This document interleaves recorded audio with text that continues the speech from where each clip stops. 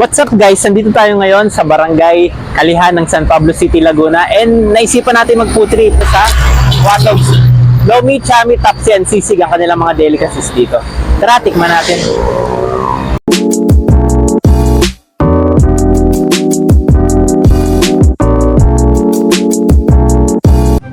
Agad na nga ako umorder guys ng Lomi family size double toppings.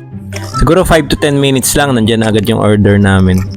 Take a look at this Lomi guys, 450 pesos to, family size na double toppings. Ang laki niya, 'di ba? Pero hindi pa yan yung biggest na Lomi na sinaserve dito. Meron pang isang mas malaki. And then dumating na din yung Mickey Biho na in-order ko, 95 pesos to guys.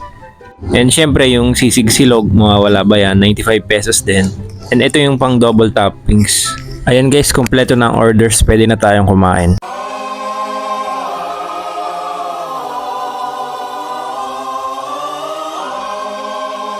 And hindi ko naman ito mauubos lahat, kaya nagtawag ako ng kapitbahay. In fairness guys, yung texture ng Lomi saka yung lasa, alata mo talagang pang Batangas style. Papawisan ka talaga ng malala dito kapag kumakain ka ng Lomi.